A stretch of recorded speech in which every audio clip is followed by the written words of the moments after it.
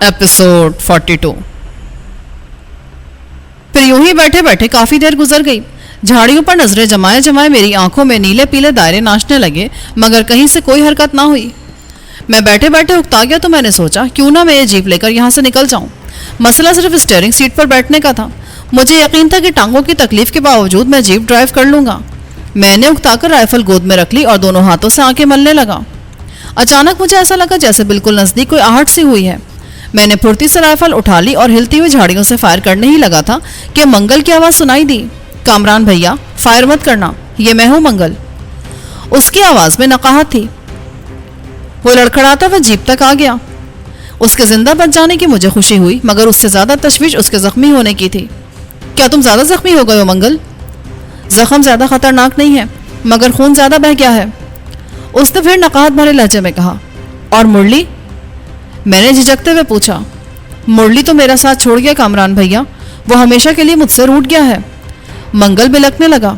तुम्हें कैसे मालूम हुआ? क्या तुमने खुद उसे देखा था? मुरली और मंगल दोनों मुखालिफ सिमतों में थे। मैं शुरू से झाड़ियों पर नजरें जमाए रहा था। मंगल अगर हरकत भी करता तो मेरी नजरों में आ जाता, इसीलिए मैं उससे मुरली की मौत के बारे में तस्दीक चाहता था। मुमकिन है वो महज अंदाजे की बिना पर बात कर रहा हो। मैंने उसे अपनी आंखों से देखा कामरान भैया। मैं जख्मी होने के बाद एक लंबा चक्कर काटकर उस तक पहुंचा था, इसीलिए तुम मुझे नहीं देख सके। फिर तुम्हारा ध्यान तो दुश्मनों की तरफ था। मैं कैसा बदनसीब हूं कि अपने दोस्त का क्रियाकर्म भी ना कर सका। तुम तो खुद भी घायल हो मंगल। चलो गाड़ी में बैठो और किसी डॉक्टर के पास चलो। मैं गाड़ी नहीं चला सकूंगा भैया, गोली मेरे सीधे पैर में लगी है। हड्डी तो महफूज है ना? मेरा ख्याल है गोली मेरी रान में घुस गई है। शायद हड्डी को भी नुकसान पहुंचा है, क्योंकि मेरा सीधा पैर बिल्कुल सुन होकर रह गया है। उसकी आवाज लम्हा व लम्हा डूबती जा रही थी। उसका खून बहुत ज्यादा बह गया था, वरना वो इतना नाजुक मिजाज नहीं था कि गाड़ी ड्राइव ना कर सकता। ऐसा करो मंगल, मुझे किसी तरह स्टीयरिंग सीट पर बिठा दो, मैं ड्राइविंग कर लूंगा। उसने पैसेंजर सीट फोल्ड की और सहारा देने के लिए हाथ मेरी तरफ बढ़ाया। मैंने उसका हाथ पकड़ा तो मुझे एहसास हुआ कि वो बुरी तरह कांप रहा है। मुझे धचका सा लगा। मंगल जैसा शहजोर जब भी थोड़ी देर पहले मुझसे भारी भरकम आदमी को इत्मीनान से पीठ पर लादे चल रहा था, अब खुद सहारे का मोहताज था। पैसेंजर सीट फोल्ड होने के बाद स्टीयरिंग पर बैठना मुश्किल नहीं था। मैंने एक दो मरतबा ड्राइविंग सीट की पुश्त का सहारा लिया, फिर पहले की तरह कैदी के सीने पर बैठ गया। वहां से खिसकता हुआ मैं फोल्डेड पैसेंजर सीट पर जा बैठा, फिर स्टीयरिंग थामकर बदिक्कत तमाम सीट पर बैठ गया। इस कोशिश में जीप का गियर मेरी टांग से टकराया तो तकलीफ की शिद्दत से मेरी चीख निकलते निकलते रह गई। मैंने बमुश्किल तमाम होठ पर होठ जमाकर हलक से खारिज होने वाली चीख को रोका। पीछे से ड्राइविंग सीट आने तक मेरा बुरा हाल हो गया था। इस दौरान में मंगल ने कैदी को बोरी की तरह जीप से बाहर घसीटकर फेंक दिया। फिर उसने पैसेंजर सीट की पुश्त सीधी की और बहुत कोशिश के बाद जीप में सवार हो गया। वो डूबते लहजे में बोला, जल्दी करो भैया, मुझे लग रहा है कि मैं ज्यादा देर तक जिंदा नहीं रह सकूंगा। इग्निशन में चाबी मौजूद थी। मैंने जल्दी से इंजन स्टार्ट किया और मंगल से पूछा, किस तरफ चलना है? उल्टे हाथ की तरफ चलो। जीप झटके से आगे बढ़ी और मैंने उसे बाएं तरफ मुड़कर पूरी कुव्वत से दौड़ा दिया। वो पगडंडी थी तो कच्ची मगर खासी हमवार थी, इसीलिए मुझे जीप भगाने में ज्यादा दुश्वारी नहीं हुई। फिर मंगल ही मुझे रास्ता बताता गया। उसकी हालत लम्हा ब लम्हा बिगड़ती जा रही थी और वो किसी भी लम्हे बेहोश हो सकता था। तकरीबन आधे घंटे बाद मंगल के इशारे पर मैंने जीप दरख्तों के एक झुंड की तरफ मोड़ दी। पगडंडी से यहाँ तक जाने का रास्ता दिखाई नहीं देता था, मगर वहां जीप जाने का एक पेचीदा रास्ता था जो दरख्तों और झाड़ियों में बल खाता हुआ दरख्तों के उस झुंड के अंदर जा रहा था। यहाँ पहुंचकर मैंने गाड़ी की हेडलाइट्स ऑन कर ली। मजीद 10 मिनट की ड्राइव के बाद हम दरख्तों के उस झुंड में दाखिल हुए तो मुझे कुटिया दिखाई दी। मंगल ने जीप रोकने को कहा। अब उसके हलक से आवाज भी सरगोशी की सूरत में निकल रही थी। अब क्या करना है? मैंने जीप रोककर पूछा। उसने मेरी बात का कोई जवाब नहीं दिया। जब दोबारा पुकारने पर भी वो खामोश रहा तो मुझे तशवीश हुई। मैं झुककर उसकी सूरत देखने लगा। उसकी आंखें बंद थी और वो उखड़े उखड़े सांस ले रहा था और मेरी समझ में नहीं आ रहा था कि अब मुझे क्या करना चाहिए। मंगल मुझे वहां क्यों लाया था? अचानक उस कुटिया के दरवाजे पर मुझे एक हिंदू योगी नजर आया। उसके हाथ में लालटेन थी और वो हैरत भरे अंदाज में जीप को देख रहा था। वो यकीनन जीप की आवाज सुनकर बाहर आया था। वो गालिबन इस इंतजार में होगा कि जीप में से कोई उतरे, मगर हम दोनों में से तो कोई भी उतरने के काबिल नहीं रहा था। वो लालटेन लिए चंद लम्हे दरवाजे पर खड़ा रहा, फिर उलझे उलझे अंदाज में जीप की तरफ बढ़ने लगा। नजदीक आकर उसने लालटेन ऊंची की और फिर उलझे हुए लहजे में बोला, कौन हो तुम बालके? आप मुझे नहीं जानते, मगर ये मंगल मुझे यहाँ लाया है। मंगल? बूढ़े ने हैरत से दोहराया। फिर वो लालटेन लेकर तेजी से मंगल की तरफ बढ़ा। लालटेन की रोशनी में पहली दफा मैंने मंगल का चेहरा देखा। اس کا رنگ کبھی سرخی مائل گندمی رہا ہوگا مگر اس وقت کورے لٹھے کی طرح سفید ہو رہا تھا۔ اس کی سیٹ کے گرد خون کا ایک چھوٹا سا تالاب تھا اور خون بہہ بہہ کر میرے پیروں کی طرف آ رہا تھا۔ ارے یہ تو بہت بری طرح گھائل ہے، تم اسے اٹھا کر کٹیا میں لے آؤ۔ میں تو خود بھی گھائل ہوں بابا، میرے پیروں میں بھی گولیاں لگی ہیں، بس کسی نہ کسی طرح یہاں تک پہنچ گیا ہوں۔ بوڑھے نے ایک مرتبہ پھر الجھے ہوئے انداز سے مجھے دیکھا، پھر کٹیا کی طرف منہ کر کے بلند آواز میں بولا، کانتا بیٹی ذرا پانی گرم کر لے اور بستر بچھا دے۔ پھر اس نے لالٹین زمین پر رکھی اور منگل کی بغلوں میں ہاتھ دے کر اسے باہر کی طرف کھینچا۔ اچانک میری آنکھوں نے ایک حیرت ناک منظر دیکھا۔ اس دبلے پتلے بوڑھے نے بھاری بھر کا منگل کو کسی بچے کی طرح ہاتھوں پر اٹھا لیا اور کٹیا کی جانب بڑھ گیا۔ اس کی چال میں ذرا بھی لڑکھڑاہٹ نہیں تھی۔ میں حیرت سے اسے دیکھتا رہ گیا۔ وہ منگل کو لے کر کٹیا میں غائب ہوا۔ چند منٹ بعد وہ پھر برآمد ہوا، زمین سے لالٹین اٹھائی اور میرے پاس پہنچ کر بولا، کیا تم بھی گھائل ہو؟ میں ابھی گھائل نہیں ہوا، میرے گھاؤ تو پرانے ہیں۔ لالٹین کی زرد روشنی میں وہ مجھے بہت پراسرار نظر آ رہا تھا، خاص طور پر اس کی آنکھوں میں عجیب طرح کی چمک تھی۔ میں کوشش کے باوجود اس سے نظریں نہیں ملا پا رہا تھا۔ بوڑھے کی چپتی ہوئی نظروں سے گھبرا کر میں نے کہا، کافی دن پہلے مجھے گولیاں لگی تھیں، اسپتال میں میرا علاج ہوا ہے اور میں ٹھیک بھی ہو گیا ہوں، بس ابھی کچھ دن اور میں اپنے پیروں پر نہیں چل سکتا۔ بوڑھے نے ایک بار پھر لالٹین زمین پر رکھی اور منگل کی طرح مجھے بھی بچوں کی طرح اٹھا لیا۔ اس کے استخوانی ہاتھوں میں بے پناہ قوت تھی۔ وہ مجھے اسی طرح اٹھائے کٹیا میں لے گیا۔ کٹیا اندر سے کافی کشادہ تھی۔ اس میں ایک طرف خشک گھاس کا ڈھیر تھا، اس ڈھیر پہ کسی جانور کی کھال ڈال کر منگل کا بستر بنایا گیا تھا۔ بوڑھے نے مجھے بھی منگل کے پاس ہی بٹھا دیا۔ وہاں بیٹھ کر مجھے خوشگوار سی حیرت کا احساس ہوا۔ کٹیا کے دوسرے کونے میں کوئی لڑکی انگیٹھی پر دیگچی چڑھائے بیٹھی تھی، اس کی پشت میری جانب تھی۔ پانی گرم ہو گیا کانتا بیٹی؟ بوڑھے نے کونے میں رکھے ہوئے ایک بکس سے مرتبان اور چھوٹی بڑی بوتلیں نکالتے ہوئے کہا، ابھی لائی بابا۔ کٹیا میں ایک مترنم آواز گونجی اور میں اس کی نغمگی میں کھو کر رہ گیا۔ اس دوران میں بوڑھے نے ایک پیالے میں پانی لے کر اس میں کئی صفوف حل کیے تھے اور اب وہ پیالہ لے کر منگل کی طرف بڑھ رہا تھا۔ اس نے سہارا دے کر منگل کو اٹھایا مگر اب وہ ہوش و حواس سے بالکل بیگانہ ہو گیا تھا۔ پھر بوڑھا چمچے سے اپنی تیار کی ہوئی دوا کے قطرے منگل کے حلق میں ٹپکانے لگا۔ چند قطرے پیتے منگل کی حالت سنبھلنے لگی اور اس نے چند لمحوں بعد آنکھیں کھول دیں۔ اس نے ویران نظروں سے بوڑھے کو دیکھا، پھر کچھ کہنا چاہا مگر بوڑھے نے اسے خاموش رہنے کا اشارہ کیا اور بولا، پہلے یہ پی لو پھر کچھ بولنا۔ بوڑھے نے منگل کو سہارا دے کر ایک مرتبہ پھر اٹھایا اور پیالہ اس کے ہونٹوں سے لگا دیا۔ منگل نے وہ مشروب ایک ہی سانس میں پی لیا۔ پھر یہ دیکھ کر میری حیرت کی انتہا نہ رہی کہ چند ہی منٹوں میں منگل کی حالت حیرت انگیز طور پر سنبھل گئی۔ چہرے پر کھنڈی ہوئی زردی اچانک غائب ہو گئی اور وہ پھر پہلے کی طرح تر و تازہ دکھائی دینے لگا۔ اسی وقت وہ لڑکی پانی کی دیگچی لے کر وہاں آ گئی۔ اس کا حسن دیکھ کر میری آنکھیں چندی آ گئیں۔ ایسا مکمل حسن میں نے اس سے پہلے نہیں دیکھا تھا۔ گلوریا بھی انتہائی خوبصورت تھی مگر اس لڑکی کے سامنے اس کا حسن بھی مان پڑ جاتا۔ وہ لڑکی ساڑی میں ملبوس تھی، ساڑی کیا بلکہ ساڑی نما کپڑا تھا جسے اس نے ساڑی کی طرح اپنے جسم کے گرد لپیٹ رکھا تھا۔ اس کے گھنے سیاہ ریشمی بال کمر سے نیچے تک تھے۔ میں ٹکٹکی باندھے اسے دیکھ رہا تھا۔ لڑکی ہر بات سے بے نیاز گرم پانی کی دیگچی وہاں رکھ کر کٹیا سے باہر نکل گئی۔ اس کے جاتے ہی جیسے میں ہوش میں آ گیا۔ بوڑھے نے منگل کو میلی سی چادر دی اور اس سے کپڑے اتارنے کو کہا۔ منگل نے چادر لپیٹ کر کپڑے اتار دیے۔ اس کا پاجامہ خون میں ڈوبا ہوا تھا مگر خون اب رک چکا تھا۔ بوڑھے نے کونے میں جلتی ہوئی انگیٹھی اٹھائی اور نہ جانے کہاں سے چوڑے پھل کا خنجر نکال کر انگیٹھی پر رکھ دیا۔ کچھ دیر بعد خنجر کا پھل آگ میں تپ کر سرخ ہو گیا۔ اس دوران میں بوڑھا گرم پانی سے منگل کے زخم کی صفائی کر چکا تھا اور اب جھکا ہوا بہت غور سے زخم کا جائزہ لے رہا تھا۔ پھر اس نے منگل کے زخم پر کوئی سفوف چھڑکا تو تکلیف کی شدت سے وہ بے اختیار چیخ اٹھا۔ نہ جانے وہ کیسا سفوف تھا۔ اس کے بعد بوڑھے نے تپتا ہوا خنجر انگیٹھی سے نکالا تو منگل نے دانتوں میں اپنا رومال پکڑ لیا۔ بوڑھے نے اچانک ہی تپتے ہوئے خنجر کی نوک منگل کے زخم میں گھسا دی۔ منگل بری طرح تڑپا اور اس کے حلق سے چیخ نکل گئی۔ دوسرے لمحے بوڑھے نے جھٹکے سے گولی ران سے باہر نکال لی۔ تکلیف کی شدت سے منگل دوہرا ہو گیا۔ اس کا چہرہ پسینے میں ڈوب گیا تھا۔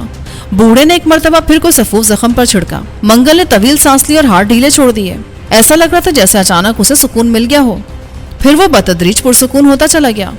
بوڑھے نے چند منٹ انتظار کیا، پھر ایک ڈبے سے مرہم کی طرح کوئی چیز نکالی اور منگل کے زخم پر اس کا لیپ کر دیا۔ اس سے فارغ ہو کر بوڑھا میری طرف متوجہ ہوا۔ تم بتاؤ بالک، تمہارے شریر پر گھاؤ کہاں ہے؟ میں 1 مہینہ پہلے گھائل ہوا تھا، مجھے 6 گولیاں لگی تھی، دوسرے سب گھاؤ تو ٹھیک ہو گئے مگر پیروں میں ابھی تکلیف ہے۔ بوڑھے یوگی نے ایک میلی سی چادر مجھے بھی دے دی اور بولا، اپنی پتلون اتار کر یہ چادر باندھ لو، میں دیکھتا ہوں گھاؤ کیسے ہیں۔ میں نے فرش پر بیٹھے بیٹھے چادر باندھ لی۔ اسپتال میں پہلے میرے پیروں پر پلاسٹر چڑھایا گیا تھا مگر بعد میں کاٹ دیا گیا تھا۔ بوڑھے نے ایک ایک کر کے میرے زخموں کا جائزہ لیا، پھر پرخیال انداز میں بولا، تمہارے گھاؤ تو بہت کاری ہیں، اب تو ان میں پیپ پڑنا شروع ہو گیا ہے، پر تم چنتا مت کرو، یہ گھاؤ 3 دن کے اندر اندر ٹھیک ہو جائیں گے۔ پھر اس نے گھوم کر کٹیا میں ادھر ادھر دیکھا اور بڑبڑایا، یہ کانتا کہاں چلی گئی؟ کانتا بیٹی؟ فوراً ہی کانتا لالٹین اٹھائے کٹیا میں داخل ہوئی۔ جو ہی وہ اندر آئی مجھے ایسا لگا جیسے پوری کٹیا جگمگا اٹھی ہو۔ بیٹی مجھے ذرا وہ ڈبہ اٹھا کر دینا۔ کانتا نے کوئی جواب دیے بغیر لالٹین ایک کونے میں رکھی اور ڈبہ اٹھا لائی۔ بوڑھے نے ایک بوتل میں سے کوئی محلول نکالا اور اس میں صاف ستھرا کپڑا ڈبو کر میرے زخم صاف کرنے لگا۔ مجھے ایسا لگا جیسے میرے زخموں پر تیزاب چھڑک دیا گیا ہو۔ میں نے دانت پر دانت جما کے بڑی مشکل سے اپنی چیخ کو ضبط کیا۔ اس کوشش میں سردی کے باوجود میرا جسم پسینے میں نہا گیا۔ بوڑھے نے 2-3 منٹ تک توقف کیا، پھر اس نے ڈبے سے ایک مرہم نکالا اور میرے زخموں پر اس کا لیپ کر دیا۔ مجھے ایسا لگا جیسے میرے زخموں میں اچانک ٹھنڈک پڑ گئی ہو، جیسے کسی نے میرا سارا درد چوس لیا ہو۔ پھر بوڑھے نے بڑے سے تانبے کے ایک گلاس میں مختلف بوتلوں میں سے چند قطرے نکالے اور اس میں پانی ملا کر میری طرف بڑھا کر بولا، اسے ایک سانس میں پی جاؤ، ابھی تمہاری ساری تھکن اتر جائے گی۔ میں نے گلاس اس کے ہاتھ سے لیا اور وہ بد مزہ اور کڑوا مشروب ایک سانس میں پی گیا۔ وہ مشروب پیتے ہوئے مجھے ایسا لگا جیسے حیرت انگیز طور پر میری کھوئی ہوئی توانائی بحال ہو رہی ہو۔ تھکن بھی تیزی سے اتر گئی۔ اب میں خود کو پہلے کی طرح چاق و چوبند محسوس کر رہا تھا۔ تم لوگ بھوکے بھی ہوگے، میں تمہارے لیے کچھ کھانے کو لاتا ہوں۔ کانتا بیٹی کچھ کھانے کو ہے تو لے آؤ۔ بھاجی اور چٹنی تو ہے بابا، روٹیاں بھی ڈال دیتی ہوں۔ میں کہنا چاہتا تھا کہ وہ زحمت نہ کرے، مگر میرے پیٹ میں تو مارے بھوک کے چوہے دوڑ رہے تھے۔ میں چپ رہا۔ میں نے منگل کی طرف دیکھا، وہ لمبی تان کر سو رہا تھا۔ تھوڑی دیر بعد کانتا ایک تھالی میں چھوٹی چھوٹی کچھ ٹکیاں، آلو کی بھجیا اور لہسن کی چٹنی لے آئی۔ میرے ذہن میں بے شمار سوالات کلبلا رہے تھے کہ آخر یہ بوڑھا ہے کون، اس جنگل میں کیوں پڑا ہے۔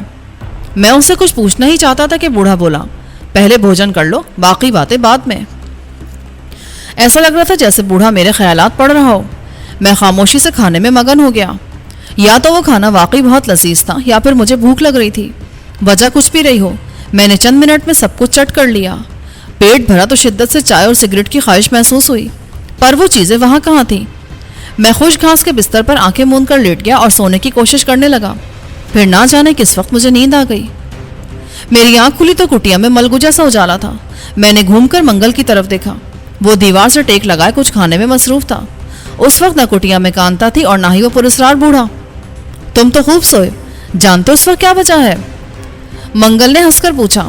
نہیں، اس وقت شام کے 5:30 بج رہے ہیں۔ یار ساری رات بھاگ دوڑ اور ذہنی عذاب میں گزری تھی، اتنا سونا تو میرا حق تھا۔ ویسے تمہارے زخم کا کیا حال ہے اب؟ میں تو اب بالکل ٹھیک ہوں۔ ہاں وہ گھاؤ بڑھنے میں کچھ دن لگ جائیں گے۔ تمہاری تکلیف کیسی ہے؟ سنا ہے بابا نے تمہیں بھی کوئی دوا پلائی تھی؟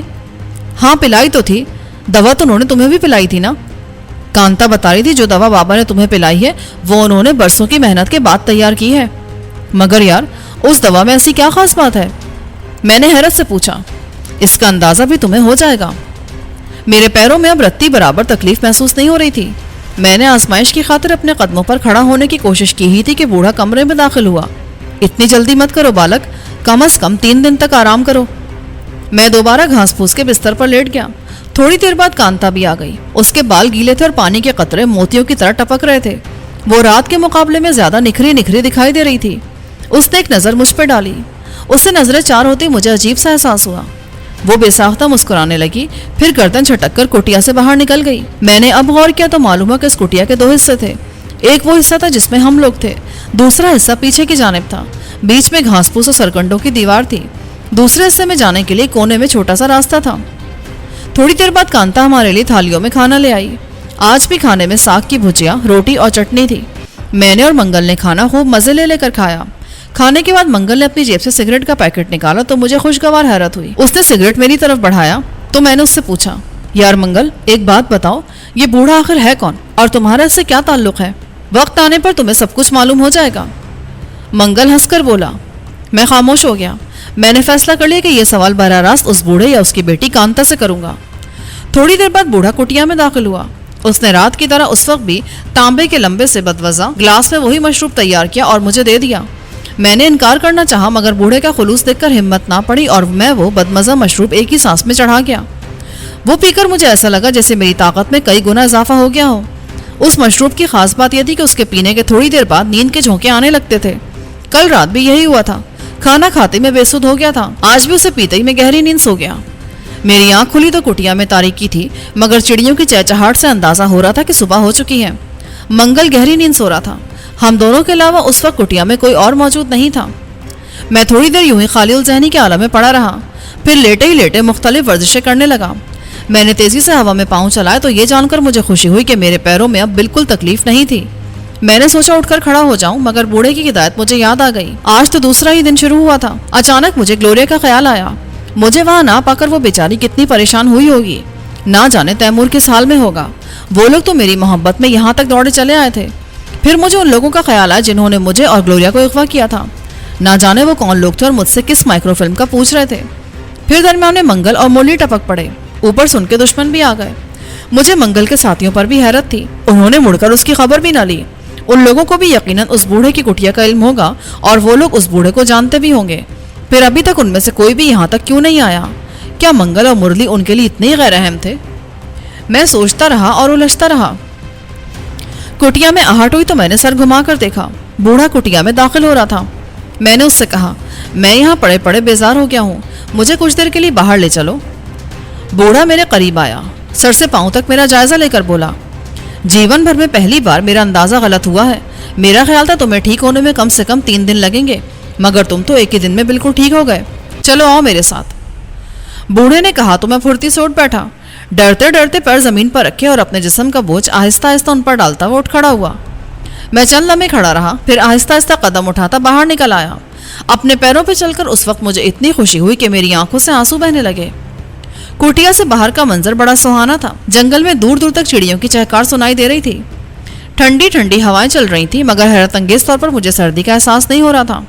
میں نے 2-4 گہرے سانس لیے اور بوڑھے سے بولا، میں جاگنگ کرنا چاہتا ہوں۔ اس نے کچھ نہ سمجھنے والے انداز میں میری طرف دیکھا تو میں جلدی سے بولا، میرا مطلب ہے میں دوڑنا چاہتا ہوں۔ دھیرج سے کام لو بالک، تم ابھی دوڑنے کے قابل نہیں ہو۔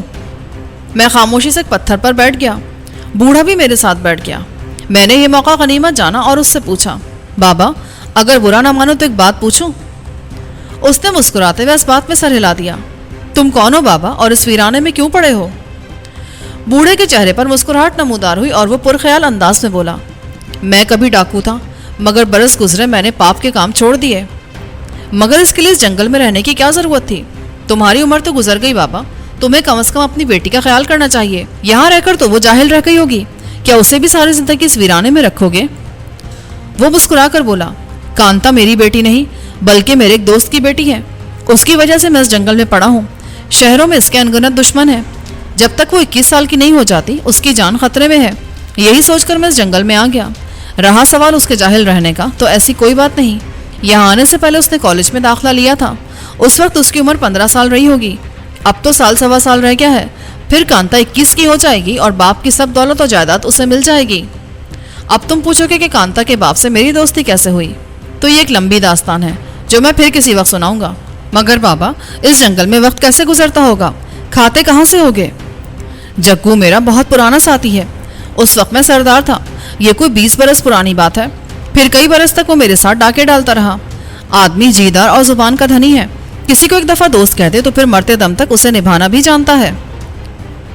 جب میں نے سرداری چھوڑی تو گروہ کے دوسرے ساتھیوں نے جگو کو سردار بنا لیا۔ نہ جانے کیوں میرا دل اس دنیا سے اچاٹ ہو گیا تھا، میں نے سب کچھ تیاگ دیا۔ پھر جب میرے یار کا دیہانت ہوا تو وہ کانتا کو میرے حوالے کر گیا، میں اسے لے کر اس ویرانے میں آ گیا۔ یہاں آ کر مجھے جگو کی ضرورت پڑی، ایسے وقت میں وہی میرے کام آ سکتا تھا۔ اب مہینے 15 دن میں جگو ہی مجھے کھانے پینے کا سامان دے جاتا ہے۔ میں نے برسوں اسی طرح کے لوگوں پر سرداری کی ہے، مجھ سے زیادہ انہیں کون سمجھتا ہوگا۔ میرے اس ٹھکانے کو صرف 4 آدمی جانتے ہیں، جگو، مرلی، منگل اور نادر خان۔ یہ چاروں آدمی ایسے ہیں کہ اپنی جان دے دیں گے مگر مجھ پر آنچ نہیں آنے دیں گے۔ 5ویں آدمی تم ہو، مجھے وشواس ہے کہ تم بھی میرے راز کو راز ہی رکھو گے۔